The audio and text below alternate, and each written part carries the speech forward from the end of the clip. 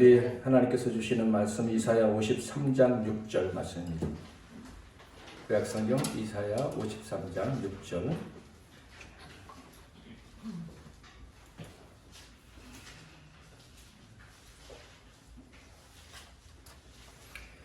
우리 다 같이 한 목소리로 읽도록 하겠습니다.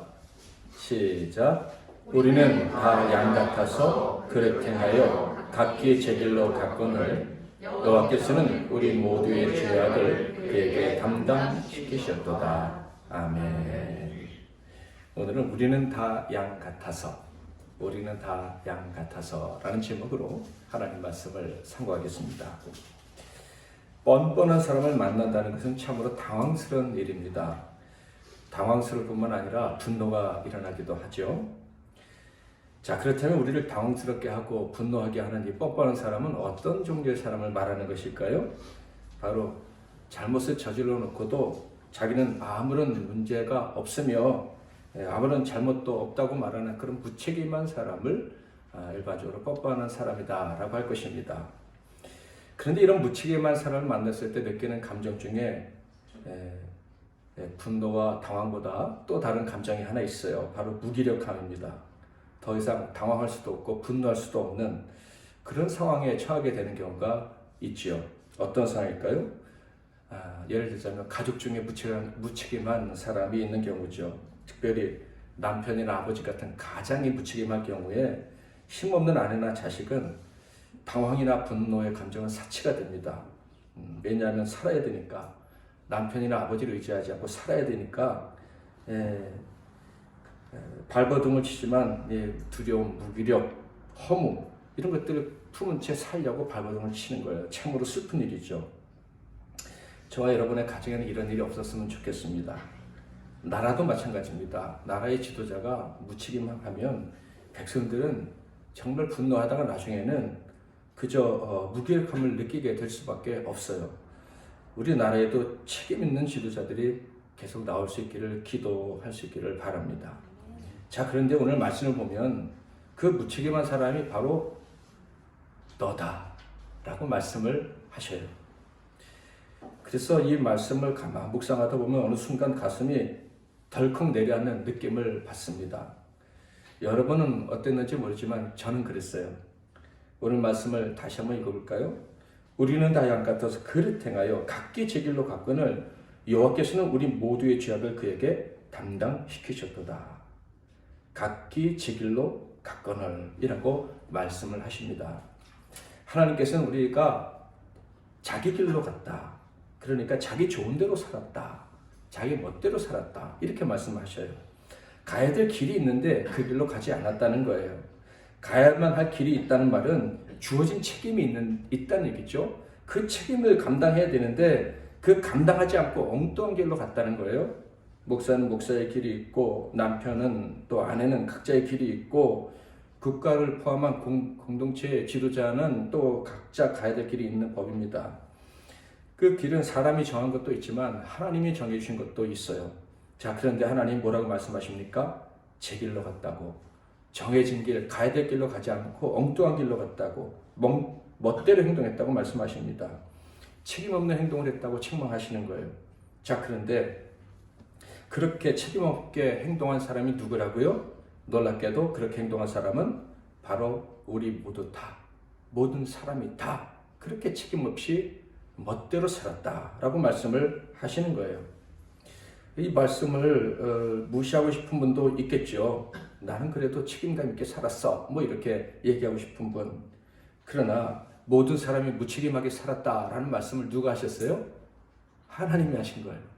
그렇다면 나도 여기 포함되어 있어요. 그러므로 이 말씀은 정말 심각하게 받아들여야 되는 거예요. 박 목사, 너도 무책임하게 살고 있어. 이렇게 말씀하시는 음성으로 들어야 된다. 이런 얘기예요. 하나님께서 야, 박 목사 너도 참 무책임하게 살고 있어 라고 하신 이 말씀을 가만 묵상해 보면 그래, 이 부정할 수가 없구나 하는 생각을 합니다. 누구보다도 책임지지 못할 말과 행동을 하며 산 사람이 나구나 하는 생각을 하게 돼요. 그래서 사랑하는 사람들을 당황스럽게 만들었고 분노하고 슬프게 만들었고 심지어 무기력하게 만든 적도 참 많았구나 하는 생각을 하게 됩니다. 아마 좀 과장된 표현일지 모르지만 제 인생을 다 살고 나서 저희 가족들이나 성도들이 저 때문에 힘들었던 내용을 다 적기 시작하면 내가 설교한 내용보다 더 많을지도 모른다 하는 생각도 해봤습니다. 왜 이렇게 살아야 될까? 왜 이렇게 부족한 인생이 될 수밖에 없는가? 주님은 그 이유를 분명히 말씀해 주셨습니다. 우리는 모두 다 양과 같기 때문에. 우리 모두가 양과 같기 때문에. 양의 특징이 무엇입니까? 잘 아시는 바와 같이 앞이 잘 보이지 않는 게 가장 큰 특징 중에 하나죠. 그래서 눈앞에 무엇이 보이면 무조건 졸졸 쫓아다닌다고 합니다. 양을 치는 개들이 뛰어다니면 그게 목자인 줄 알고 쫓아간대요. 그래서 그 양치기 개가 나오기 전에 야생 개들이 그 양의 특징을 이용해서 이렇게 몰아가지고 이 산골짜기 같은 집어넣고 다 잡아먹었다는 거예요. 목자들이 그걸 보고 이제 개들을 훈련시켜서 양치기를 시켰다 하는 것입니다.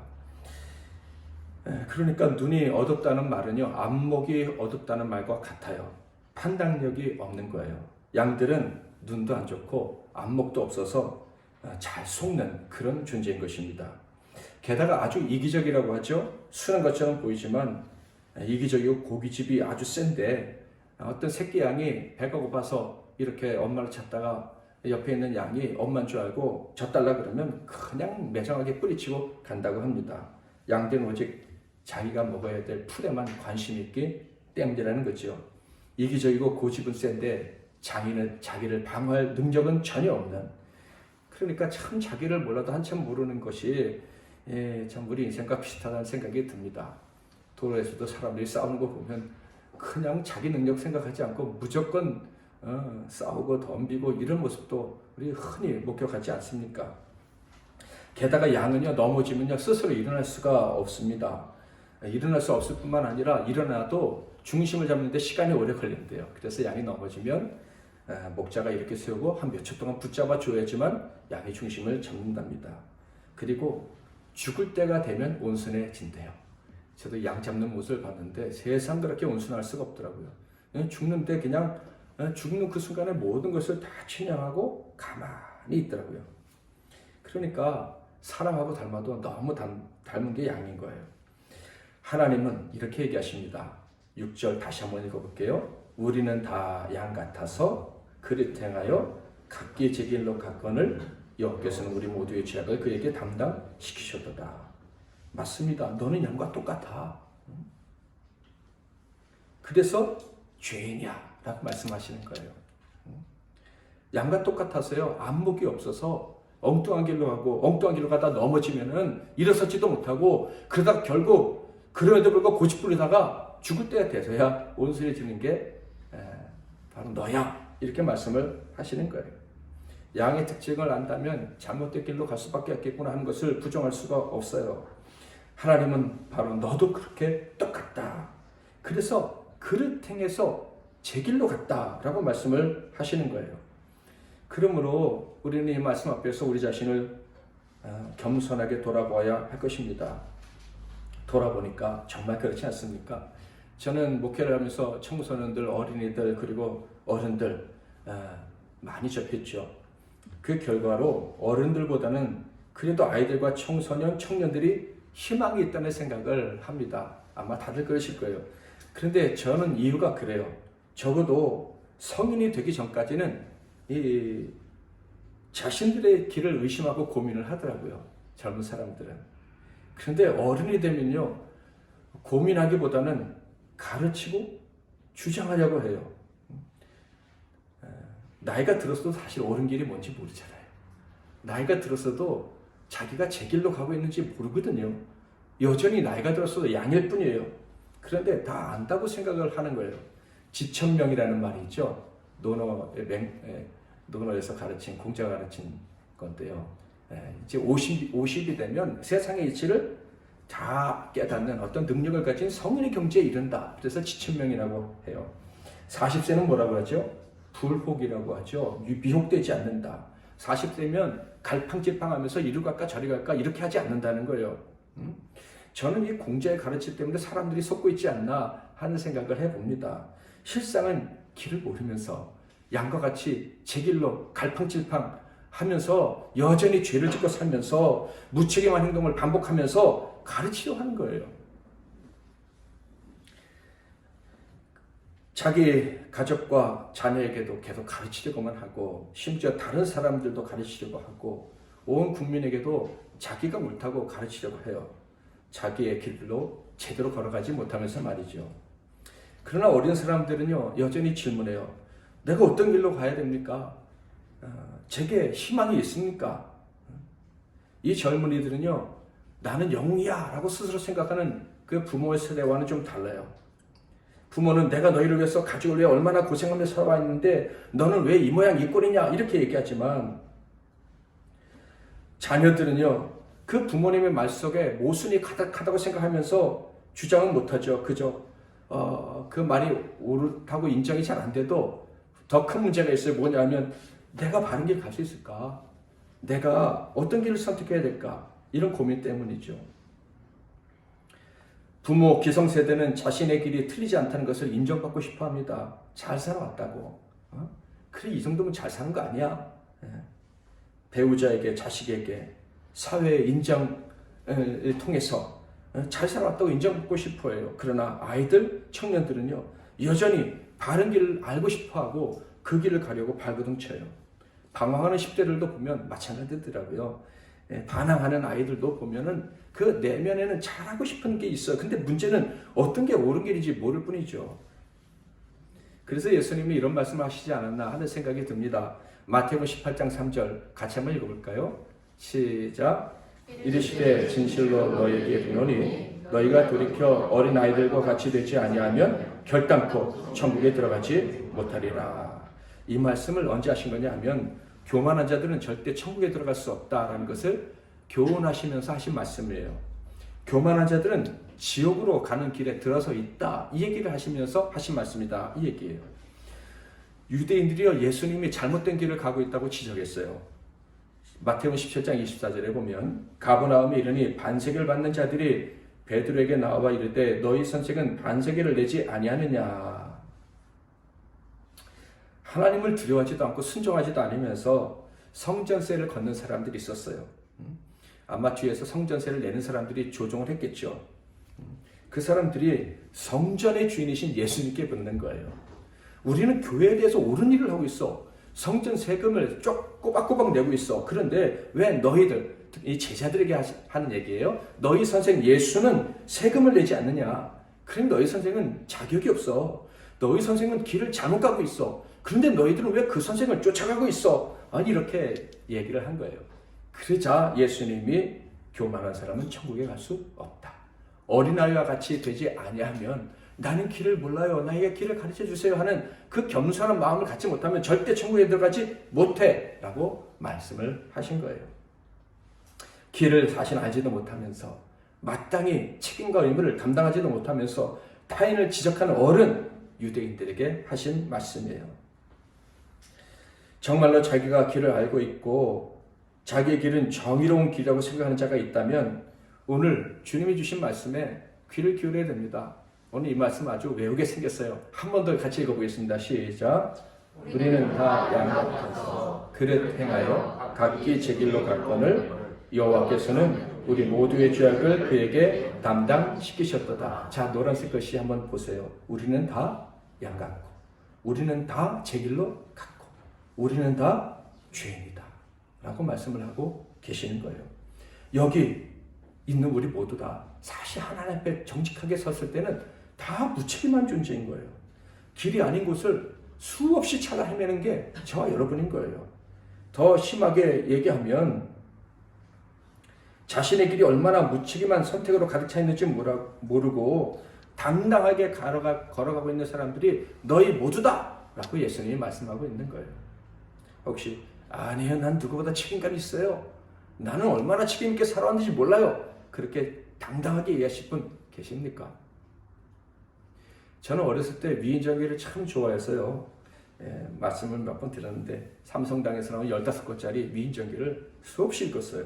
가 외우다시피. 그러니까 당연히 제 마음속에 위인이 되고 싶은 마음이 참 컸어요. 그런데 사실 미인이 되고 싶은 마음이 크면 클수록 내가 영웅이 되기엔 너무 자질이 부족하다 하는 절망감이 더 크게 다가오더라고요. 그래도 어렸을 때는 동네에서 칭찬도 많이 받았어요. 내 친구들 때문에 저 때문에 친구들이 힘든 적이 있어요. 세신이 많아 뭐 이런 얘기를 많이 해가지고. 그런데 저는 정작 참 부끄러운 사람이라고 스스로 생각했어요. 어렸을 때 제 어머니가 많이 편찮으셔가지고 밤에 약을 사오라고 저한테 하셨어요. 약국 가서 약 사오라고. 근데 제가 거절했어요. 무서워서. 그랬더니 우리 어머니가 좀 엄마가 그런 얘기하면 안 되는데 엄마가 죽어도 사러 못 가겠니? 그랬더니 엄마 죽어도 전 못 가요. 그랬어요. 그렇게 말한 게 이 죄책감으로 마음에 남아있는데 이 돌아가신 다음에는 더 크게 그게 제 마음을 찌르더라고요. 무책임한 행동을 한 적이 가만 생각해보면 한두 번이 아니에요. 의인은 척하고 칭찬을 받을 때에도 아무도 모르게 무책임한 행동을 하면서 살아온 게 전 거예요.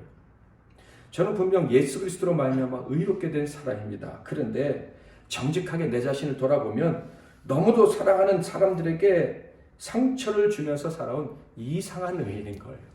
의인은 의인인데 좀 이상해요. 행동만 무책임한 게 아니라 무책임한 말도 참 많이 했죠. 다른 사람이 아닌 바로 제가 각기 제 길로 가는 사람의 대표적인 사람이다 하는 생각이 들어요. 사도 바울이 죄인 중에 괴수가 바로 다름 아닌 나다 라고 말했을 때 제 마음과 좀 비슷하지 않았을까 하는 생각도 해봤습니다. 자, 그런데 오늘 본문 말씀에는 아주 놀라운 이야기가 있어요. 우리는 다 양 같아서 그릇 행하여 각기 제 길로 갔거늘 여호와께서는 우리 모두의 죄악을 그에게 담당시키셨도다. 제 갈 길로 각자 가는 이 무책임한 인생으로 말미암아 파생된 많은 문제들을 누가 담당하셨다고요? 예수가 담당하셨다. 나의 무책임함 때문에 내가 상처받고 사랑하는 사람들에게 상처 줬던 이 모든 것을 예수가 대신 담당하셨다. 이렇게 얘기해 주시는 거예요. 다르게 표현하면 내가 사랑하는 사람들을 당황케 만들고 분노케 하고 무기력하게 만든 모든 죄를 예수님이 대신 담당하셨다. 이런 얘기예요. 그래서 이 어리석은 죄를 범했음에도 불구하고 양과 같은 존재였음에도 불구하고 의인으로 당당하게 살아갈 수 있도록 해주셨다라는 말씀인 거예요. 여러분 이 사실을 알고 계시죠? 믿고 계시죠? 이사야 53장 1절에 보면 우리가 전한 것을 누가 믿었느냐? 여호와의 팔이 누구에게 나타났느냐? 이사야 선지자가 묻는 것입니다. 너희들 믿었느냐? 이 말은 들었느냐라고 똑같은 의미예요. 우리가 전한 것을 너희가 들었느냐? 이런 얘기예요. 자, 그런데 그 전한 것이 무엇입니까? 앞으로 하실 말씀인 거예요. 그러니까 이 말은 반어법이에요. 이제부터 하는 말을 너희가 잘 들어야 돼. 반드시 기억하고 있어야 돼. 이런 의미예요. 어떤 얘기입니까? 바로 하나님의 특별한 종에 대한 이야기예요. 이사야 52장 12절에서 13절에서 15절 말씀. 자, 같이 한번 읽어보도록 하겠습니다. 시작. 보라, 내 종이 형통하리니 받들어 높이 들려서 지극히 존귀하게 되리라. 전에는 그의 모양이 타인보다 상하였고 그의 모습이 사람들보다 상하였으므로 많은 사람이 그에 대하여 놀랐거니와 그가 나라들을 놀라게 할 것이며 왕들은 그로 말미암아 그들의 입을 봉하리니 이는 그들이 아직 그들에게 전파되지 아니한 것을 볼 것이요 아직 듣지 못한 것을 깨달을 것임이라. 지극히 존귀하고 형통한 종에 대한 이야기예요. 그런데 그 지극히 존귀하고 형통한 종의 모습은 어떻더라고요? 타인보다 상했고 사람들보다 더 상했다. 얼굴이 완전히 망가졌다. 몸이 망가졌다는 것을 두 번이나 반복해서 얘기하시므로 완전히 망가졌다. 형통하고 존귀한테 망가졌다. 참 이상한 종 아닙니까? 그런데 그 이상한 종 때문에 세상 나라들과 왕들이 입을 다물게 될 것이다 라고 말씀을 하셔요. 세상 나라들, 세상 왕들은 어떤 존재들입니까? 내가 옳다고 우리나라에 와야 잘 산다고 내가 왕인데 내 말을 따르고 나를 따라야 너희들은 점점 더 잘 살 수 있다고 장담하는 사람들 아닙니까? 바꿔 말하면 교만한 자들이죠. 근데 그들이 입을 딱 닫게 될 거다는 얘기예요. 더 이상 내가 말하는 게 정이고 내가 안내하는 길이 바른 길이라고 이 길만이 살 길이라고 말하는 사람들이 없어지게 될 것이다. 이런 말씀인 거예요. 우리가 살 길, 우리가 행복하게 살 나라가 무엇인지를 가르쳐줄 종이 바로 이상한 이 종, 형통하지만 완전히 망가진 종, 그 종이 할 일이다라는 얘기인 거예요. 여러분, 우리는 이미 알고 있습니다. 우리가 살 길은요, 우리 죄악을 주님이 책임져 주시는 것밖에 없다는 것을. 다시 말하면 우리의 무책임한 행동으로 말미암은 모든 부작용, 상처, 폐해들을 주님이 책임져 주셔야지만 우리도 행복하고 사랑하는 사람들을 행복하게 만들며 살 수 있다는 거예요. 아멘. 아멘. 이것이 진리입니다. 5절 한번 읽어보겠습니다. 시작. 그가 찔림은 우리의 허물 때문이요 그가 상함은 우리의 죄악 때문이라. 그가 징계를 받음으로 우리는 평화를 누리고 그가 채찍에 맞음으로 우리는 나음을 받았도다.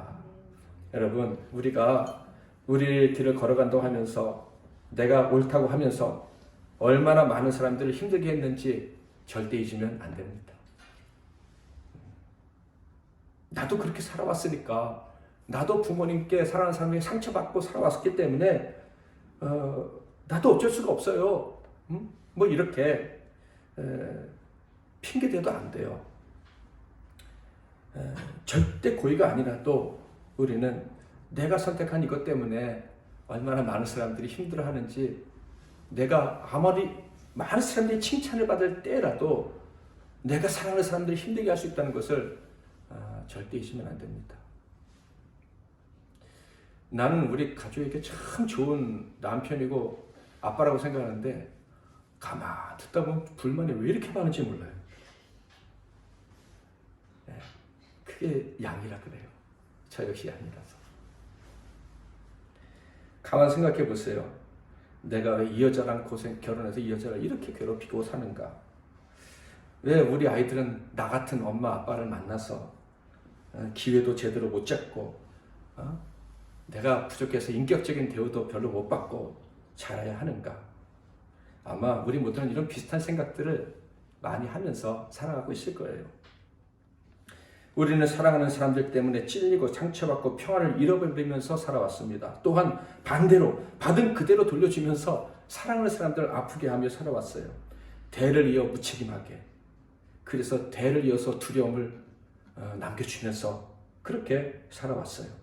자, 그런데 주님이 이 모든 고통을 대신 담당하시겠다고, 이 고통들을 주고받아야 되는 책임을 예수님이 대신 담당하시겠다고 말씀을 하시는 거예요. 도저히 고쳐줄 수 없을 것 같고 도저히 고침받을 수 없을 것 같은 그것을 주님이 치료해주시겠다고 말씀을 하시는 거예요. 그래서 하나님이 이 특별한 종을 이 땅에 보내셨다는 얘기예요. 그 모습이 모든 사람들보다 더 상해지기까지, 엉망진창으로 그 몸과 마음이 찢어지기까지 그 종이 그 일을 하시겠다라는 거예요. 그래서 예수님이 그 몸이 다 찢어져서 사랑하는 사람들에게 배신까지 당하셔서 십자가에 달리시고 죽임을 당하실 때 마지막 하신 말씀이 무엇입니까? 이사야 선지자는 예수님 마지막 하실 말씀을 알고 있었어요.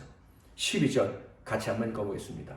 시작. 그러므로 내가 그에게 존귀한 자와 함께 몫을 받게 하며 강한 자와 함께 탈취한 것을 나누게 하리니 이는 그가 자기 영혼을 버려 사망에 이르게 하며 범죄자 중 하나로 헤아림을 받았음이니라. 그러나 그가 많은 사람의 죄를 담당하며 범죄자를 위하여 기도하였느니라.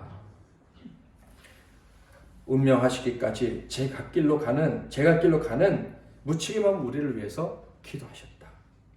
사랑하는 이들에게 상처는 안겨주고 실망이나 안겨주는 우리 인생을 위해서, 심지어 자기 스승 예수 그리스도를 배신하고 십자가에 못 박히게 한 그들을 위해서 기도하셨다라는 것입니다. 사랑하는 성도 여러분, 우리가 예수 믿고 구원을 받았다면 그 증거로 하나님과 이웃을 사랑하며 살아가는 확실한 증거가 있어야 할 것입니다. 그런데요, 제가 발견한 놀라운 사실이 있어요. 뭔지 아십니까? 하나님을 사랑하고 이웃을 사랑한다고 하는데 그 사랑하는 방법이 각기 옳다고 생각되는 대로 하는 거예요.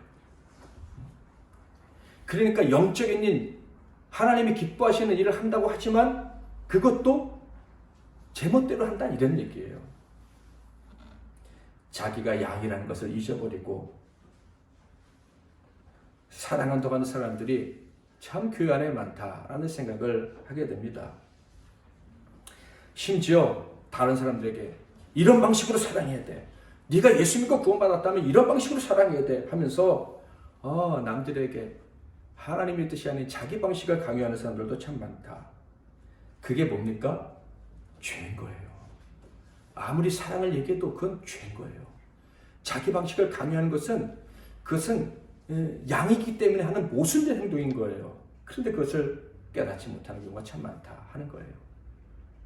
여러분, 하나님께서 믿음의 조상 아브라함을 부르셨잖아요. 어떻게 부르셨어요? 여호와께서 아브라함에게 이르시되 너는 너의 고향과 친척과 아버지의 집을 떠나 내가 내게 보여줄 땅으로 가라. 잘 아시는 것처럼 아브라함을 부르실 때 하나님이 원하시는 대답은 무엇이었습니까? 내 고향과 친척과 아버지의 집을 떠나서 하나님이 인도하시는 길로 가겠습니다. 그 길이 어딘지 모르지만은 그냥 가겠습니다. 이것이 하나님께서 부르실 때 믿음의 조상 아브라함에게 하나님 원하셨던 대답이었어요. 그러니까 아브라함은 지금까지 잘 살아왔거든요. 나름대로 선하게, 의롭게, 바르게. 그런데 하나님은 아니야. 너는 이제부터 완전히 다르게 살아야 돼. 믿음의 조상은 그 길을 선택을 한 거예요. 그런데 그 길을 선택하고 나서 자기가 제대로 가고 있는 걸 알았을까요? 처음 부르실 때부터 죽을 때까지 이게 진짜 바른 길일까? 잘 몰랐을 수 있었다. 난 그런 생각을 해봅니다. 그래서 아들에게 이렇게 살면 돼. 이 길로 가면 돼. 여기서 살면 돼. 라는 말을 할 수가 없었어요. 그러니까 이렇게 살면 바른 믿음의 길이야라는 어떤 이론을 아브라함은 못 만들었을 것이다 라고 생각을 해요. 그냥 그가 아는 것은 내가 하나님의 약속을 받은 사람이다. 그것밖에 없는 거예요. 큰 민족을 이룰 것이다. 그래도 어떻게 이룰 것인지 몰랐어요. 죽을 때까지 몰랐어요. 심지어요, 한 가지는 알았거든요. 아들 이삭을 통해서 큰 민족을 이루게 하실 것이다. 이건 알았어요. 그런데 하나님이 그 유일한 길인 줄 알았던 그 아들을 제물로 바치라고 해서 그 아들을 죽이려고 또 산까지 갔잖아요. 그래서 저는 아브라함의 삶을 보면서 이런 생각을 했어요. 내 것은 없는 삶. 내 것은 없는 삶. 내 이름도 없고 내가 주장할 것이 아무것도 없는 삶. 이것이 믿음의 길이요. 또 제가 한 사람의 신앙인으로서 가야 될 길이다라고 생각을 했어요. 그래서 저는 이 말씀 묵상하면서 내 것은 없다라는 단어가 문장이 생각났고 이것을 저의 좌우명으로 삼고 살기로 했어요. 그러니까 내 것은 없다. 이게 저의 좌우명인 거예요. 그런데 생각해보면 저는 참 아직도 욕심이 많거든요. 가지고 싶은 게 아직도 많아요. 그래서 내 것은 없다가 이제 제 좌우명입니다 할 때마다 야, 나는 이런 말 하는 자격이 있을까? 야, 이거 차라리 이걸 내 좌우명이라고 말하지 말까? 이게 내 좌우명이라고 말하는 만큼 거짓말하는 것은 아닐까? 하는 생각을 그냥 수없이 많이 했어요. 그런데 생각해보면, 돌이켜보면 완벽하진 않지만 그래도 이 좌우명대로 조금은 살아오지 않았나 하는 생각을 해보게 됩니다. 그 증거는 남의 것을 탐내지 않았다는 거예요. 예를 들어서 남의 성도가 유력한 성도인데 내게 도움을 주겠다 혹은 도움을 줄 수 있겠다 여겨질 때에도 절대로 저는 가까이 하지 않았어요. 그들과 가까워질 수 있는 일체 행동을 하지 않았고 남의 성공에 기대해서 어떤 얻어지는 이익 조금도 바라지 않고 살아온 것 같아요. 우리 MBC 형제들 중에 오늘 한성훈 형제가 참석을 했는데 사실 보고 싶어서 제 형제가 오늘 이 설교할지 어떻게 알고 왔는지 모르겠는데 왜냐하면 제가 저 형제한테 좀 짐이 있어요. 마음에 부담이 있어요. 뭐냐면 제가 뉴질랜드 갔을 때 저한테 상담을 청했는데 제가 거절했어요. 얘기를 해보니까 저 형제도 그 뉴질랜드에 있는 목회자들한테 상담을 해야 된다는 걸 아는데 저한테 요청을 한 거예요. 그러면 제가 도와줬어야 했겠죠. 근데 저는 사도 바울이 말한 것처럼 남의 양무리에게 남의 목장에 들어가지 않겠다. 그런 생각을 하고 있었기 때문에 저 형제가 재능이 많아요. 저랑 친해지면 좋을 것 같더라고. 드럼도 얼마나 잘 치고. 잘 보이면 우리 아들 드럼도 가르쳐 주겠다 생각도 들었고. 그래서 제가 거절을 했어요. 내 것은 없다는 원칙을 지키고 싶어가지고 남의 것을 내 것으로 삼는 그런 일을 하고 싶지 않아서 제가 그랬어요. 근데 오늘 왔으니까 혹시 나한테 물어볼 거 있으면 내가 도와줄 수 있을 것 같아요. 또한 저는 저의 사회적 지위를 이용해서 거만하게 행동하는 것을 정말 미워했던 것 같아요. 조금 큰 교회 목사라고 인정해 주는 것, 그런 것들을 저는 싫어했고 남들이 뭐 그 정도 해도 돼 하는 것을 저는 동의하지 못하고 살아왔던 것 같아요. 전화 하더라도 한마디라도 거만하게 남들에게 들려지지 않을까 주의했던 것 같고, 그러니까 남의 소유나 그 어떤 것들을 탐내지 않고 살려고 애를 썼던 것 같습니다. 성도들이 저를 통해 은혜 받았다고 해도 그것을 통해 개인적인 이익, 부탁, 이런 것을 하려는 생각을 거의 추호도 한 적이 없다고 해도 그렇게 틀리지 않을 것 같다. 제가 100%는 자신을 못합니다. 인간이니까. 성도들의 헌금으로 가난한 교회나 성도를 도와주고 마치 제가 도와준 양 뽐내지 않으려고 노력을 했던 것 같아요. 그러고 보니까 남의 것은 원래 내 것이 아니고 내 것도 내 것으로 주장하지 않으면서 살아오려고 나름대로 애쓴 것 같아요. 어제 우리 김보희 목사님하고 잠깐 얘기하는데 목사는 엄밀하게 말해서 목자가 아니지 이런 대화를 하는데 이 얘기를 하더라고요. 목사는 양치기 개와 같다고 얘기를 하더라고요. 이 목사님이. 그렇구나, 내가 개구나, 양치기 개. 성도들이 내가 목자인 줄 알고 속아서 쫓아오다 보니까 예수님 만나고 그렇구나 하는 깨달음을 어제 했어요. 정말 내 것이 없어요. 우리 중에 내 것을 가지고 내가 했다고 자랑할 수 있는 사람이 누가 있습니까? 나는 바른 길로 가고 있다고 떵떵거리고 나를 따르라 할 사람이 과연 어디 있겠어요? 나를 따르라 할 때는 사도 바울이나 우리 모두처럼 내가 개다, 양치기 개다, 나는 가장 부족한 사람이다, 이게 있어야지 나를 따르라 라고 말할 수 있는 거 아닐까 하는 생각이 들어요. 저와 여러분은 여전히 양입니다. 길을 몰라요.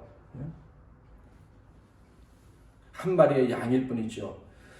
목사로서는 그저 하나님의 은혜로 양치기 개처럼 목자의 음성, 마음을 전할 수 있는 특권을 얻어서 전할 뿐이죠.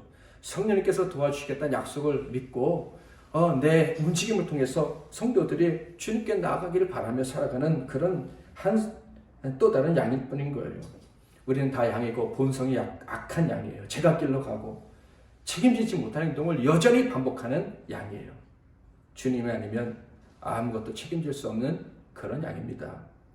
그러므로 우리는 겸손해야 할 거예요. 내 것을 주장하면 절대로 안 됩니다. 사람들이 때로는요, 저에게 거만한 태도를 요구해요. 두려운데 길을 모르는데 너라도 좀 확실하게 얘기해달라. 목사님이라도 확실하게 얘기해 주시오. 이렇게 기도했으면 답을 알 거 아닙니까? 이렇게 얘기를 해요. 그러나 길을 몰라요. 제가 알고 여러분이 아는 것은 이건 하나밖에 없어요. 같이 한번 읽어볼까요? 예수님 외에 다른 길은 없다. 따라해볼까요? 예수님 외에 다른 길은 없다. 그밖에 없어요. 아무리 확실한 이론도요, 쓸데없는 날이 옵니다. 그래서 우리의 죄와 그로 인한 무기력과 절망에서 건지시고 살 길로 인도하실 분은 예수님밖에 없다는 것을 모른다면은 결국은 다 무기력한 존재가 되고 마는 거예요. 자, 양이 한 마리가 있는데요, 그 양이 제멋대로 가요. 그러면 양만 힘듭니까? 성경을 보면 양이 한 마리가 없어지니까 예수님이 그 한 마리 찾아간대요. 99마리 놔두고. 그러니까 한 마리만 있는 게 아니라 나머지 99마리도 위기에 처하게 되는 거예요. 그 한 마리 때문에. 그러므로 우리가 양이라면 우리 각자가 공동체에 피해를 끼치는 존재라는 것 절대로 잊으면 안 돼요.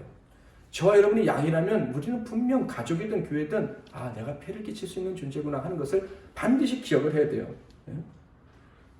저는 목사로서, 남편으로서, 아빠로서 사랑하는 사람들에게 피해를 끼치고 살고 있어요. 아무리 내가 잘한다고 해도 마찬가지예요. 그러므로 저는 자식에게 이런 자랑할 수 없다고 생각해요. 내가 이만큼 고생해서 널 키웠다. 사실 내 힘으로 키운 게 아니잖아요. 성도도 교회도 마찬가지예요. 내가 이렇게 고생해서 교회를 이만큼 세웠다. 이런 말은 자기가 양이라는 것을 망각한 아주 이상한 사람이 하는 소리예요. 우리는요, 자랑할 것도 주장할 것도 없는 인생이에요. 그렇지만 낙심하지는 않아요. 왜냐하면 이 부족한 인생에 그 무거운 짐을 누가 책임져 주시니까? 하나님이, 예수님이. 내가 책임져야 되지만 절대 책임질 수 없는 그것들을 주님이 책임져 줄 줄 저와 여러분은 믿습니다. 사랑하는 가족도 책임질 수 없고 자식도 책임질 수 없지만 그래도 우리가 주님을 의지하고 나아가기 때문에 우리는 사랑하는 사람들에게 복이 되는 그런 인생을 살아갈 수 있음을 믿습니다. 저와 여러분은 양이라서 아마 죽을 때까지 길을 정확히 잘 모를 거예요. 그럼에도 불구하고 우리에게는 보증이 되어 있습니다. 예수님이 보증이 되어 주십니다. 그러므로 우리가 그 예수만이 나의 길이라고 그분만이 내 모든 부족함을 채워주시고 책임져 주실 것을 믿고 가기만 한다면 우리가 속한 공동체가 나 때문에 행복해지고 복을 누리고 배부르고 그리고 기쁨의 노래를 부르게 될 줄 믿습니다. 이 시간에 기도하기 전에 잠깐 한번 생각하면서 찬양하고 기도했으면 좋겠어요. 사실 나는 책임감 있게 살아왔다라고 생각하시는 분이 있을지 모르지만은 우리는 그렇게 책임감 있는 존재가 못 됩니다. 여전히 부족해요. 그러나 예수 그리스도 때문에 우리는 사랑하는 사람들을 책임질 수 있는 것이고 사랑하는 사람들이 우리와 함께하는 것을 기뻐하게 되리라 믿습니다. 축도하겠습니다. 우리는 다 양 같아서 그릇 행하여 각기 제게로 갔거늘 여호와께서는 우리 모두의 죄악을 그에게 담당시키셨도다. 아멘. 이제는 우리 주 예수 그리스도의 크신 은혜와 우리 하나님 아버지의 극진하신 사랑하심과 성령님의 위로 교통 충만 복 주시고 복되게 하시는 놀라우신 은혜가 다 양 같아서 책임없이 행동하지만 예수의 은혜로 결국 사랑하는 모든 이들에게 복을 주며 살아가게 될 이 시간 머리 숙인 모든 종들 한 분 한 분 위에와 그들의 가정과 산업과 건강과 미래 위에 이 나라 이 민족 위에 이 땅에 있는 모든 교회들과 우리 MBC 남교회 위에 이제로부터 영원토록 함께 하실지어다. 아멘.